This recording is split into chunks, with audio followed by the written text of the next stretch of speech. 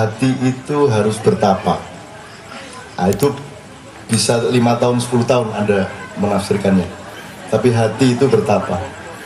Jadi hatinya jangan mobat-mabit ke sana kemari. Pikirannya yang kerja keras, jungkir balik, tapi hatinya bertapa.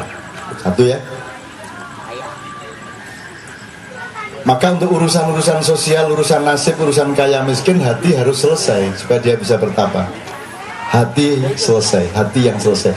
Banyak orang yang masih rewel, gampang sedih, gampang frustasi, gampang gini gitu, karena hatinya belum selesai. Ada banyak istri yang belum selesai hatinya dengan suaminya. Ada banyak suami yang belum selesai hatinya dengan istrinya. Ada orang yang belum selesai hatinya dengan Allah.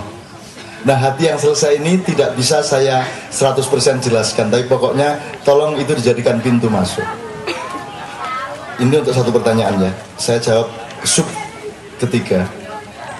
Kalau Anda ngomong intuisi, berarti Anda sedang mendengarkan suara kesunyian, suara batin.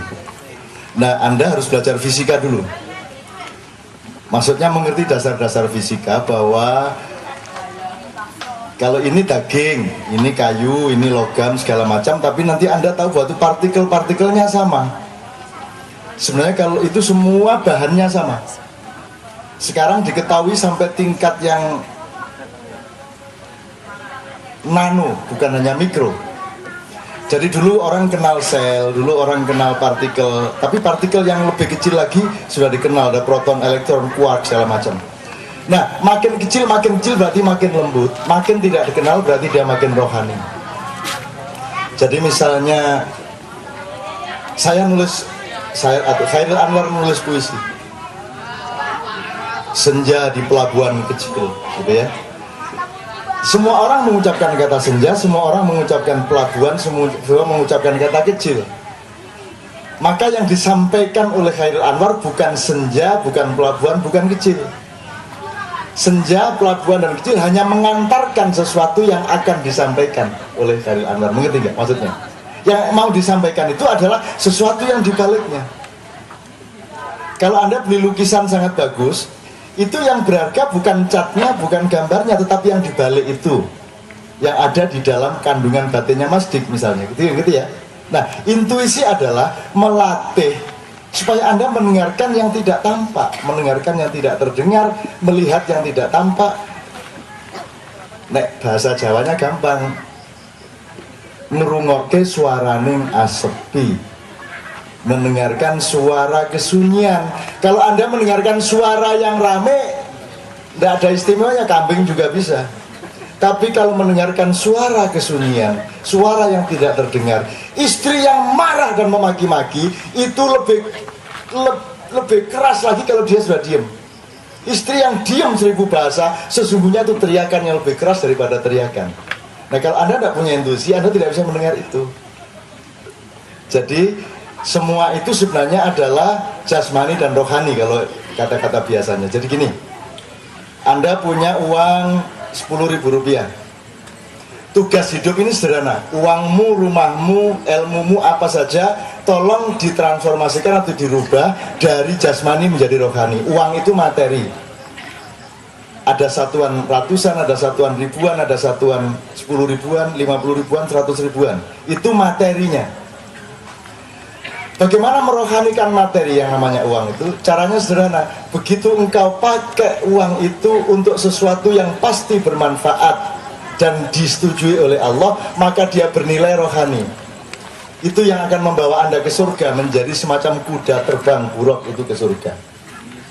Jadi jangan ada uang, jangan ada benda yang tidak Anda rohanikan. Dirohanikan itu maksudnya didaya gunakan untuk sesuatu yang disenangi Allah, maka dia menjadi rohani, maka dia menjadi abadi. Kalau uangmu abadi, engkau pun abadi. Itu yang namanya mengakhiratkan, kan, fid dunya hasanah fil akhirati hasanah. Ini kalau diurai lagi masih panjang lagi, tapi intinya pokoknya, nah Anda sekarang kan hidup di daerah yang, wah, Jakarta kayak gini ramenya. Tidak pernah kita bisa sunyi sendiri karena kekuasaan modal-modal besar dan liberalisme komunikasi sudah masuk ke kamar kita. Televisi jam berapa saja on, betul enggak? Anda mau cari sepi susah banget. Maka ada teori kalau di Jawa namanya topong rame. Saya latihan sejak kecil, siapapun di samping saya, si rame kayak apapun, saya malah kesekaten bawa mesin tik. Saya cari pojok, saya ngetik di tengah orang ribut gak karuan. Untuk melatih di tengah keramaian seperti apapun, jangan dipikir hatiku bisa ikut ramai. Hatiku tetap suci, hatiku tetap bertapa, dan engkau tidak bisa mempengaruhi aku sedikit pun. Gitu loh mas. Itu baru Anda akan, intuisinya akan lekat. Saya begitu melihat Novia sudah tahu itu istri saya. Terus, jadi saya tidak perlu berjuang apa-apa. Cukup saya ketemu sekali, latihan baca puisi, besoknya syuting di Senayan, langsung saya ajak buka puasa, dan saya belum pernah ngobrol apa-apa, langsung aja, kamu sama siapa ke sini? Sama pacar saya. Oh ya sudah, kalau itu enggak apa-apa, sebenarnya saya mau lamar kamu. Marah dia, lo ini belum kenal, belum mau ngelamar. Itu dia. Nah itu yang saya harapkan. Begitu ludahnya kena sini saya, itu berarti sudah nyambung nyawanya dengan saya. Sudah tidak bisa apa-apa dia. Akhirnya punya anak 4. Gitu. Itu mas. Itu ya. Mudah-mudahan kunci-kunci tadi. Jangan mengharapkan jawaban sekarang 100%. Kuncinya tadi, hati yang bertapa. Baca surat An-Nur ayat 35 yang dulu saya baca. Jadi hatimu itu diem aja. Yang bergerak pikiranmu, kakimu, tanganmu, hatinya kesana kemari, jelalatan hati ini. Pengen ini, pengen itu, pengen ini, pengen itu, enggak. Jangan begitu, hatimu itu ngikut sama Allah. Allah engkau sudah menentukan apa yang baik bagiku dan aku ngikut, gitu loh. Makanya saya tidak pernah nyalek, tidak pernah pengen jadi apa-apa. Dan saya tidak ada masalah tidak jadi apa-apa atau jadi apa-apa. Tidak ada bedanya gitu loh. Saya bersama penonton 100, 1000, 35.000, 50.000, 60.000 saya pernah, tidak ada bedanya. Mau 5 orang tidak ada bedanya, karena hati saya bertapa diem, tidak ada masalah. Wong yang penting hati saya sama Allah terus, gitu ya. Nanti akan kelihatan deh. Anda mau ngelukis, itu sudah ada lukisannya, sudah kelihatan. Anda mau ngomong di depan orang, besok presentasi, sudah hurufnya sudah muncul di depan Anda. Saya tidak pernah punya persiapan, saya tidak pernah baca buku seumur hidup. Kecuali Nogosoro Sabu Inten sama Winnetou and the Sun.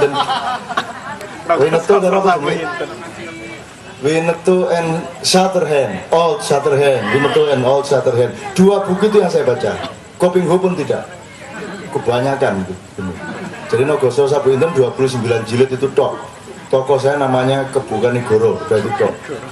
Saya tidak pernah baca buku tasawuf, saya tidak pernah, kecuali Al-Quran. Kalau Al-Quran, bodoh kalau kamu tidak baca. Kalau kamu tidak sempat mengkhatamkan, bismillah, buka, langsung bermakna dia. Sakit apa? Kamu sakit? Repot mau cari obat, wudhu, sholat, bismillah, buka Quran, set, baca itu 2 halaman yang kamu dapatkan itu, terus baca lagi nanti ketemu obatnya apa. Jodoh gitu. Kok banyak huruf N sama F ya? Sama Fa sama ya. Oh berarti Novia gitu. Iya ide juga gitu. Kok kedengaran kedengaran dia. Oh mesti jenenge Ainun gitu jenenge. Gitu deh.